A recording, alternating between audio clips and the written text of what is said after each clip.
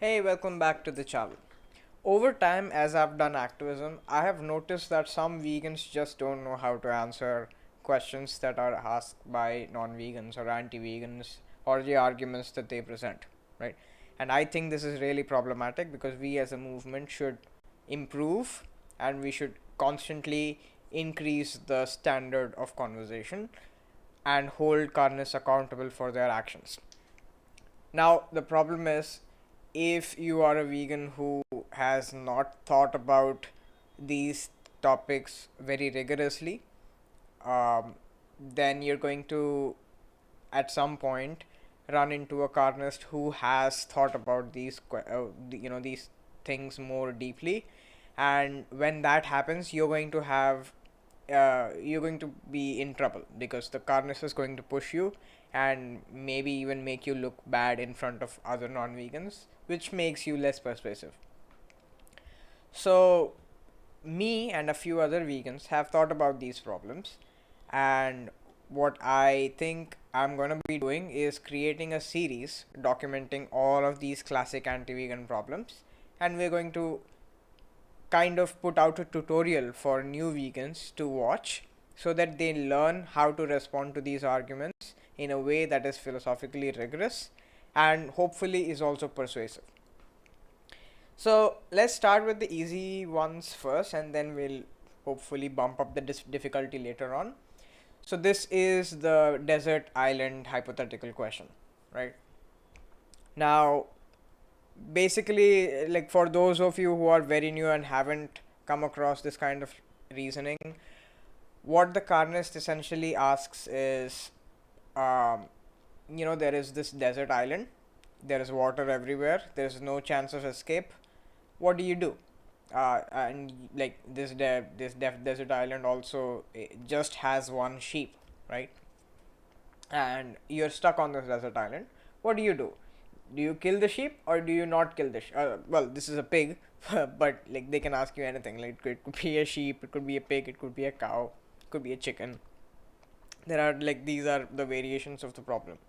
But basically, they're going to ask you like, there is a pig. What do you do? Do you think it's okay to kill the pig? Will you kill the pig? These are the kind of questions that you're going to get, right? Now, a lot of vegans just deflect this question. They just refuse to answer it. They'll just say something like, "Oh, it's hypothetical though," or something like that, which I think is problematic. Maybe I'll do a video detailing why that is problematic later on.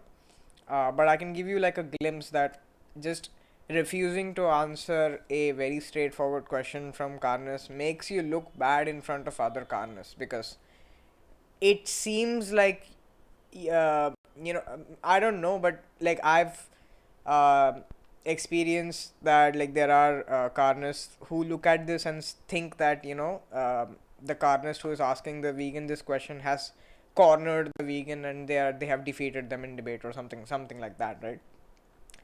But so that's the kind of situation we want to avoid. We don't want to come off looking as uh, the defeated party in a debate. We don't want to come off looking as someone who has been cornered and is trying to get out. So saying that is just a hypothetical though, or just denying it, that's not gonna work. Like, please just don't do it because I think what the carnist is trying to do is to evaluate your valuation, right? What they are trying to see is, um, like do you really think that animals are on the same level as you or something like that? And some vegans I suppose have this internal feeling that they are like in this situation they would kill the pig and eat it, and they think this will make them look bad, and which is why like they just refuse to answer the question. We can get into why that's a problem later, but the point is like we can discuss how to answer this question later on. But basically, this is the setup. You are a vegan who is stuck on a desert island. There's a pig or any animal. What do you do? Do you kill and eat the animal, right? Some vegans, what they do is they completely deflect the question and they will say, oh, if it's an island, there will be trees and there will be like fruits on the trees, I will eat this fruit or whatever. Like, yeah, okay, but that is not part of the hypothetical. Like, the carnist didn't ask you the hypothetical where there is an island with fruit trees or whatever, right? They just asked you, it's a desert island, there is a pig on the island, there's nothing else, and basically what you do. And at the point, vegans will probably just flip back to saying, oh, it's a hypothetical, they're never going to happen or whatever, like that. This is just a consistency test. Like, the carnist is probably just trying to see if you are logically consistent within your whole worldview. um I don't know what they are achieving. Maybe like I don't actually see an inconsistency if you say that it's okay to kill and eat it, but yeah, like that's kind of what the carnist is trying to do, right?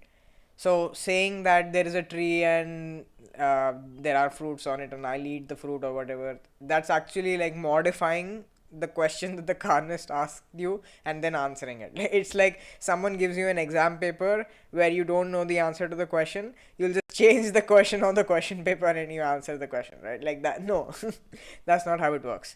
You have to answer the question that has been asked. Now, is deflecting always bad? Not really. We will get this, okay? So, one of the important points is that this is largely context dependent. Like, in what context is the carnist asking you this question?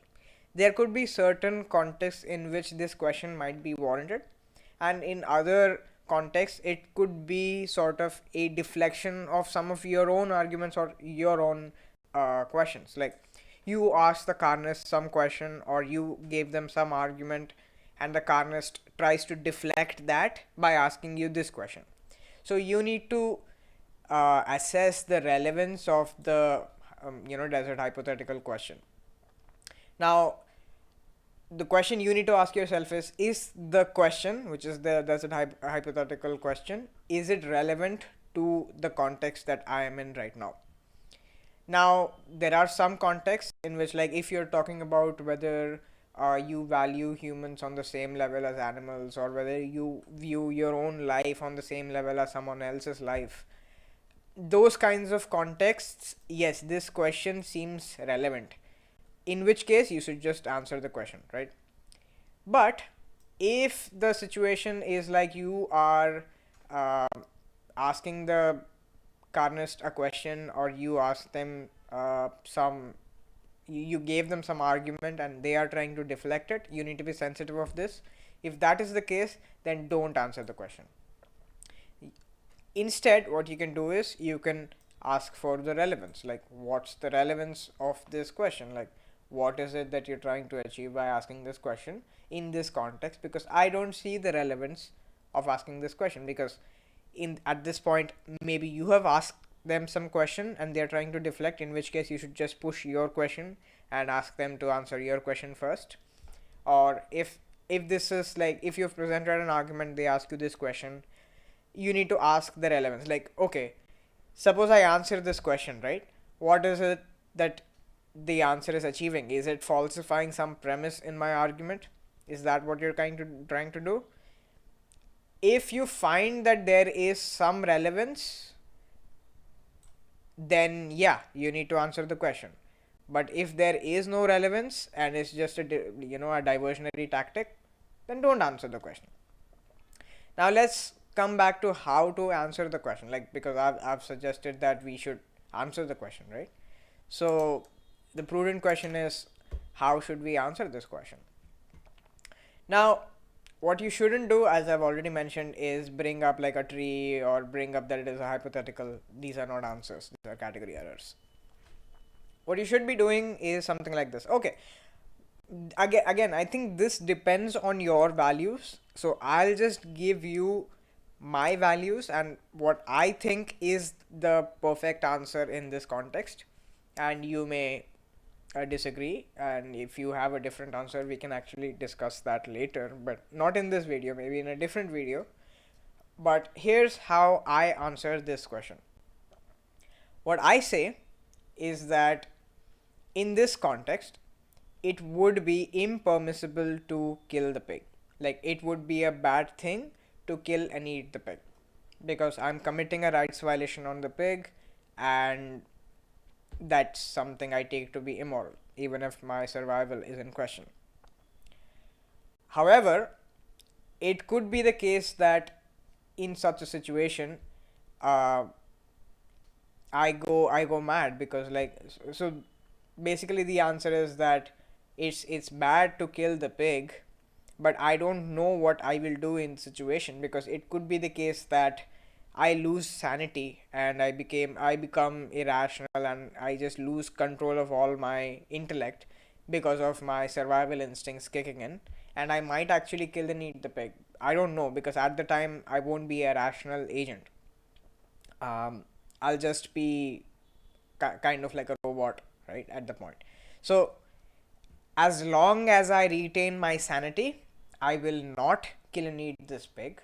I don't know what I will do after I lose my sanity. But regardless of what I do, whether I lose my sanity or not, it would still be impermissible to kill and eat this pig in this context. That is how I answer this question. Now, this could actually lead to a further dialogue about your values or whatever. Now, that's up to you.